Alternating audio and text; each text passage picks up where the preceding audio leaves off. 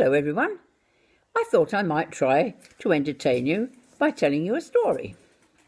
For some years now I've been entertaining groups such as WIs by acting as a raconteur and sharing with them some of the amusing aspects of the various things that I have done in my life. In recent weeks, of course, that activity's been curtailed, so I thought it might be fun for me, and I hope for you, the listener, if I tried doing it online, as they say. Some of you may be old enough to remember what Anderson shelters were. They were half cylinders, usually made of corrugated iron, and buried under the ground, just under the topsoil, you understand, and they were there as air raid shelters. I was born in Chatham in Kent.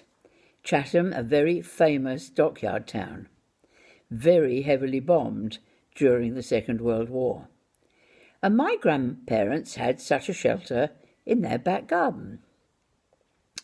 One night, the air raid siren went off and everybody went down into the shelter.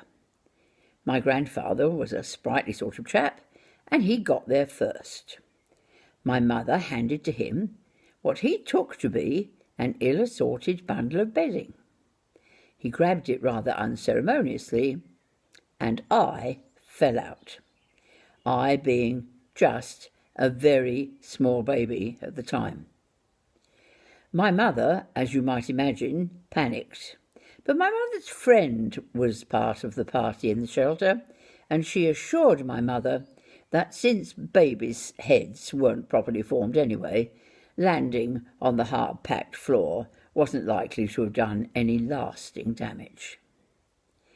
If I tell you that my careers in life have been in the theatre, education, local government, trade unionism, and the hospitality game, you will appreciate that since all of those activities have a degree of mania about them, probably a lot of damage was done.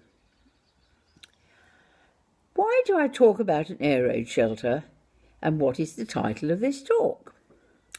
Well, the talk in its entirety is called The Hazards of the Boards.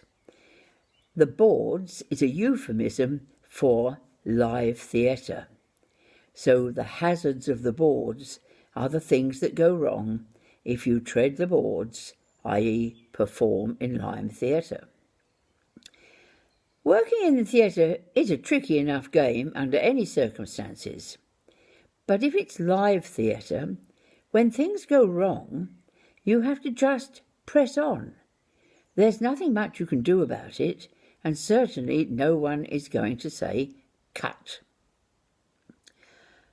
When the war was over, the air raid shelter was dug up from my grandparents' garden, and it was put back up above ground in my father's garden. My father reckoned that he would make his fortune growing mushrooms. Unfortunately, the mushrooms had other ideas. And for some of the time, the little air raid shelter, now corrugated shed, was used as a garage. But only part of the time, because my father quite often couldn't actually afford to run a car, and even when he could, the cars that he owned were pretty cranky and would warrant a comic story all of their own. So the little shed was partly redundant, and therefore I was allowed to have it as my theatre. My career as an entrepreneur and performer in the theatre was guaranteed. If you are embarking on any production, having a venue is the first thing you have to sort out, and I had a ready-made venue. You have to remember, as I continue this tale, that I was at the time about 4. I used to organise little concerts, and all my parents, all my relations, all my friends, and their parents used to be inveigled into coming to the little concerts, and were gracious enough to do so. A regular member of my cast, often the only member of my cast, was my friend Jean. Yes, she was called Jean, and I was called Jean.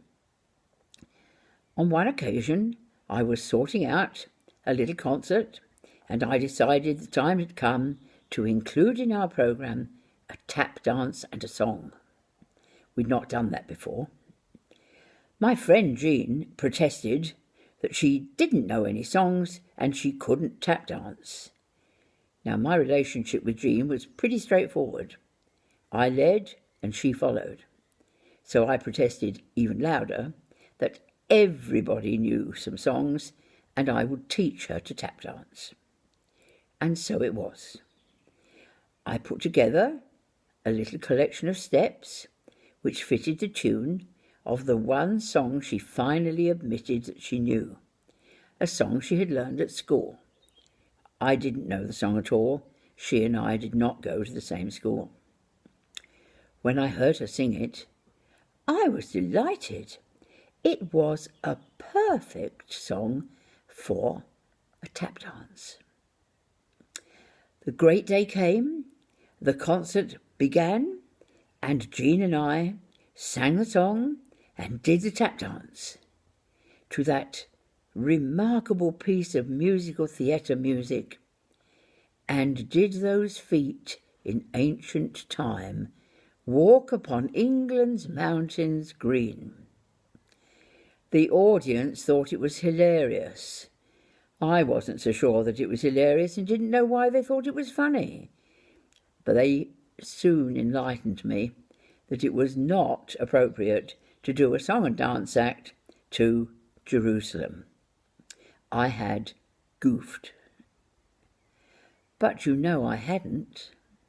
I was teased for that mistake for not just weeks, not just months, not just years, decades. And I was only rescued when Russell Watson opened the Classical Brit Awards at the Albert Hall singing Jerusalem, with not just Jean Mansfield dancing in the background, but a whole bevy of beautiful maidens. I had not committed a solecism. I had displayed prescience, although I have to admit that at the age of 4, I didn't know what the word prescience meant, and at the age of nearly 80, I'm not actually sure that I can spell it. Thank you for listening to me. I'll tell you another bit of my story of the hazards of the boards on another day. Bye-bye.